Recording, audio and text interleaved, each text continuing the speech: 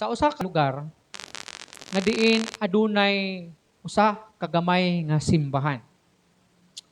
Ang mao nga lugar nakasinati og hulaw nga isa nga kabulan.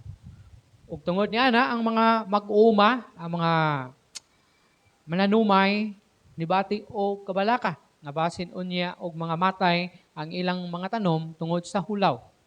Hinungdan tungod kay nabalitaan kini sa pastor sa mao nga gamay nga simbahan, nagpatawag kini og meeting, prayer meeting, Nagpatawag kini og prayer meeting aron nga mag-ampo alang sa ulan niadtong panahona.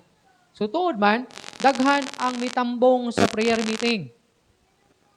Tanan nagkahiusa sa pag-ampo. Apan, pag uman nila og ampo, mihangad sila sa langit. Ug mingon sila sa usag-usa. Hayag man ang langit, murag di man muulan. Ha? Murag di man siguro muulan ron, pastor, kay hayag maging langit, wa may dag-om. Unya, may abot ang usa ka batang babay, nagdala siya og payong. Gikatawan siya sa uban ng mga tao dito simbahan, ug na siya, "Dang, ano magdala man kag payong nga di man ron muulan kay kita ka ng langit puting hayaga, wala may dag-om." Ingon ang bata, ingon niya, "Nagdala ko og payong kay nag-ampo man ta sa Ginoo nga muulan. So kabalo ko nga muulan." Subot akong ipasabot nga nining kagabhion, di ay ang atong mensahe, gitawag kini og agreement empowers our prayers. Mao kini ang insakto nga gisulti sa balaan nga kasulatan sa Mateo kapitulo 18 bersikulo 9 o 19. Nga ningon siya, first, let your prayer agree to others' prayer. Kinahanglan nga ang imuhang mga pag-ampo magkauyon sa mga pag-ampo usab sa atong mga kaigsuonan. Dili ka pwede o dili gid na tubagon sa Ginoo kung ikaw nagpray ka ani pero ang imong kauban sa iglesia lahi pod ang gipray. Kinahanglan dunay unity, adunay pag-uyonay diha sa ato ang mga ginaampo sa Ginoo. For example, kini ato ang prayer meeting. Natay ginapray sa Ginoo. Dili pwede nga nagpray ka ani pero imong kauban lahi pod ang ginapray.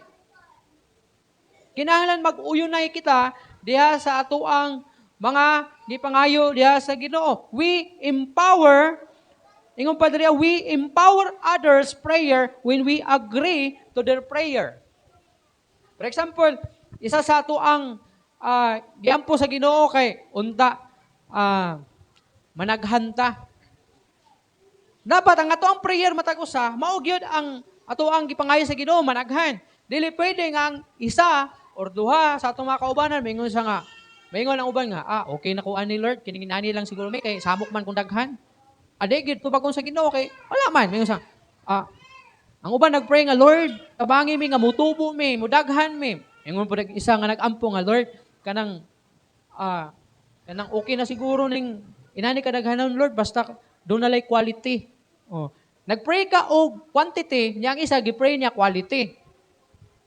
Dapat mag-usap ta sa quantity. Kung mag-pray ta sa quality, mag-usap pud ta nga mag-pray sa quality kay malibog man ang Ginoo. Mingon man ang Ginoo nga, asa man ako ang unahon ani, ang quantity o ang quality? Kung nag-pray ta nga kitang tanan mga dato, dapat nag-agree ang usag-usa diha sa ilang prayer nga ang tanan mga dato. Dili kay moingon ang isa nga, Lord, kaning padatuan mi Lord diri sa church, except lang aning bayanaan ni kay dalo ni. Ayaw ni padatua. Adi gid mo padatuon, di kita padatuon tanan.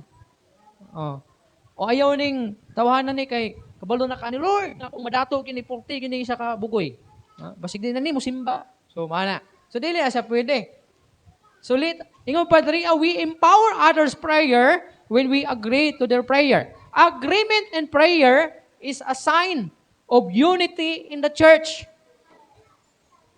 Kung aduna tay agreement, magkauyunay ta diha sa atong mga pag-ampo, usa kini ka sinyalis, usa kini ka sign nga aduna kitay panaghiusa. An united prayer moves the mighty hand of God. Mo man ingon na kung daghan ang mag-ampo gani, mas dako o mas dunggon sa Ginoo mo na ingon sa uban. Although bisag ikaw ra isa magpray dunggon ka sa Ginoo pero aduna daw pwersa kung tanan or kung adunay daghan nga mag-ampo diha sa Ginoo. So kung mag-pray ta sa Ginoo ug magka-uyunay ta diha sa atong mga gipang-ampo diha sa Ginoo, usa kini ka sign nga nagkahiusa kita. Di wala ta nagkatibulaag, wala ay faction nga nahitabo. Ha? Wala ay faction nga nahitabo. Kay ang wala nagkahiusa, mao man ay naay faction. Ikaduha, let your declaration agree to your prayer. Unsa daw? Kinahanglan nga ang imuhang declaration mag-agree diha sa imuhang prayer. In James chapter 1 verse 7, nag-ingon, that man should not think he will receive anything from the Lord. He is a double-minded man, unstable in all he does. So kung mag-pray ka sa Ginoo, kung ikaw, personal, nag-pray ka sa Ginoo, dili pwede o dili ginatubagon sa Ginoo nga nag-pray ka sa Ginoo pero ang imong unahuna naghuna-huna na daan og negatibo. Namingon na imong unahuna, di ni dunggon sa Ginoo kay posible man kay ni. Kana bitong mag-pray ka nga kanang muulan. Bara atong story sa mga mag-uma. Pero ang unahuna nila, brag di good muulan ron kay may dag-om. So wala nimo gideklara ang imuhang prayer. Kinahanglan nga imong i-declare ka na sa Ginoo when you pray nga tubagon ginasa sa Ginoo kay mao man ang ingon ni Santiago. Basahon nato sa Bisaya. Santiago 1:7.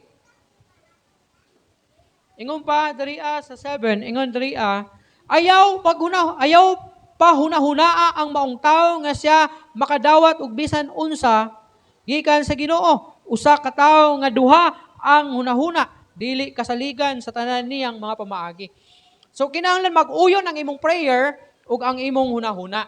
Kung mag-pray ka nga ayuhon ka sa imong sakit, dili kay maghunahuna ka di siguro ko ayuhon kay cancer man di makaya. Hinumduman nato nga ang Ginoo walay dili niya mahimo. Ang tanan mahimo niya. Di ba? Kumayon ka nga, Lord, ayuha ko sa akong sakit. Kay grabe na kaayo na kuning antos, murag di na siguro ko magdugay ani. Pero human ni mo og pray, nagunahuna ka di siguro ko ayohon sa Ginoo. Adi gyud ka ayohon sa Ginoo kay mao man ang imong unahuna. Dapat i-declare nimo na sa diha nga nag-pray ka sa Ginoo, Lord, ayuha ko sa akong sakit. Dapat imuha gayod na tuuhan na kanang imong sakit maayo. Dili kay magunahuna ka nga. Adi ko maayo kay kining kanang lala naman ni akong sakit.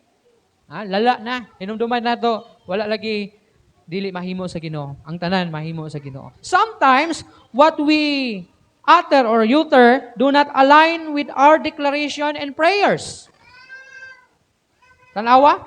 Usahay daw, wala gid nagkauyon ato ang declaration o diya sa atong mga pag-ampo. When we pray about it, we have to believe that God hears it, honors it, and will fulfill it.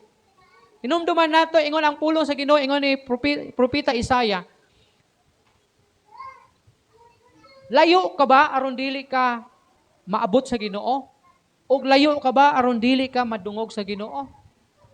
Buot pa sa buot, ang Ginoo buot gyud niya nga tubagon ka sa imong mga pag-ampo. Ang problema lang, wala ka mo tuo nga ihatag sa Ginoo sa imuha. For example, kung maingon si Jayjay, kang Ate Arlene na imuha na ning iPhone ti. Kana kung mutuo ka. Kung maingon si ate, kamahal ana, ihatag din na nimo sa kuha. So di kina ihatag sa kaywa man sa mutuo. Pero kutuo, sige, ano na be? Mapugos po si Jayjay og hatag, ini tuo man siya. Kung maingon si Jayjay nga, mutuo ka tinga kini ako ning ihatag sa imo ha. Maingon si Ate Arlene, posible man kayo kay iPhone gud na. Mahal-mahal ko ng iPhone kumpara sa mga Android. Ya kay wa man sa mo to murag di man siguro. Di po dihatag di kay ang condition kinahanglan mo tuo. So kung mag-pray ka sa Ginoo, may kang ayuha ko sa akong sakit pero di ka mo tuo. Di ka mo salig nga ayuhon ka sa Ginoo sa imong sakit, di ka maayo. Manamingon lang ka, ato na tag doktor ani, ato na tag manambalay ani, ato na tag mga butika ani, palitag tambal kay di maayo ni. Pero hinumduman nimo, nagpray ka sa Ginoo. Ha?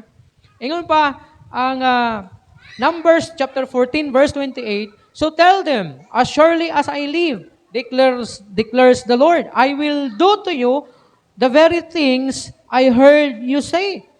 Even diya sa Numbers, ningon siya, sultihi sila, na sigurado samtang ako na buhi pa. Nag-ingon ang Ginoo, akong buhaton diha kanimo, tungod ang tanan ng mga butang, nga akong nadungog nga imong gisulti. Say, kung unsay imong gisulti diha sa Ginoo, ihatag gina sa Ginoo. Di ba ni, isa sa ato ang mga ginatuuhan, ng ato ang dila, adunay power. Ladaw. Mayon sa kumayon ka nga, kanang tawanan di na magdugay. Kanang tawanan mo di na magdugay na murag kuan na. Murag nay sakit, murag di magdugay. Mayon sa ayaw ana oy kay labay na atong dila. Basig mamatay na. Nganong mutuo ka nga lain mong dila sa mga inana ng mga sulti, pero kung mag-pray ta sa Ginoo, wala may la atong dila. Kaya magduha-duha man ta kung ihatag ba sa Ginoo.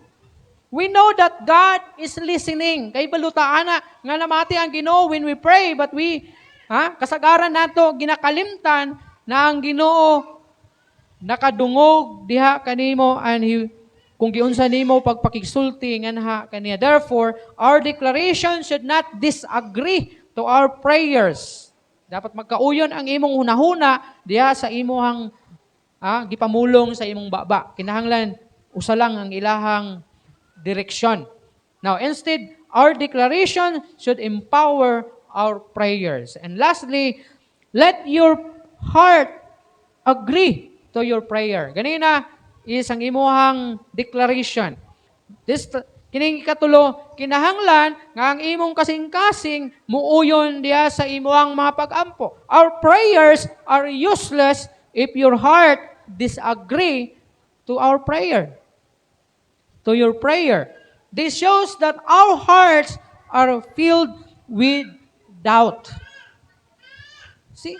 Mahimong walay pulos ng imong mga pag-ampo kung ang imong kasing-kasing nag-disagree ni anang imuhang giampo. Kaya nagpakita lamang ka na ang imuhang kasing-kasing puno sa mga pagduha-duha. So nga nung nag-pray pamata sa Ginoo, ingon pang uban nga ang kanang panultihon bitaw nga ang prayer kay taman lang diha sa atop. Kung sabi pasabot ana. Kanang nag-pray daw ka pero imong prayer nara sa taman sa atop. Wa ka abot dito sa Ginoo. Tungod kay wala man mo agree ang imong heart sa imong gi-pray. Nga na day ginakaabot sa Ginoo. But pasabot dili ginadunggon sa Ginoo, dili na pamatiyon sa Ginoo because nagduha-duha ka man. Mo nang kung mag-pray ta sa Ginoo, ayo pagduha-duha in Mark chapter 11 verse 23. I tell you the truth, if anyone says to this mountain, go, throw yourself into the sea, and does not doubt in his heart, but believes that what he says will happen, it will be done for him. Kining gisulti diri kini ang klarong imposible. Kini ang klaro nga imposible kaayo. Limang ka ingon ang Ginoo kung naa daw kaninyo musulti nga mumando ang bukira nga balhin og laing nahimutangan, kini mahitabo kung ikaw mutuo. Di ba imposible kaayo? Pero mao ni ang gingon sa Bible. Kung kaya di ay basta mutuo lang ka, basta muuyon lang imong heart na mahitabo ang imong gipray, bisan pag unsa ka imposible, kaya na tubagon sa Ginoo. Kaya niya ihatag kanang imong gihangyo diha kanimo. Imposible man kayong ibalhin sa Ginoo ng bukid. Pero muna ang gingon sa Bible. Kaya gani niya buhion ang patay. Diha sa mga minatay. Kana pa kahang imong problema, kana pa kahang imuhang mga pangamuyo sa Ginoo, balatian, kawalat doon. Kaya gani ibalhin ang bukid, basta mutuo lang ang mao nga nag-ampo sa Ginoo. Samot na lang imuhang gamay kayong problema. Samot na lang, kawaladon lang, balatian lang. Kaya gani sa Ginoo buhion ang patay. So kung kaya sa Ginoo buhion ang patay, kaya pod niya nga ayuhon samot ang imuhang balatian. Kung kaya ibalhin sa Ginoo ang bukid basta mutuo lang ang tao nga nag-ampo ni ana, kaya pod na bungkagon sa Ginoo ng bukid nga mga problema nimo. Padayonon nato. In verse 24, therefore, I tell you, whatever you ask for in prayer, believe that you have received it, and it will be yours.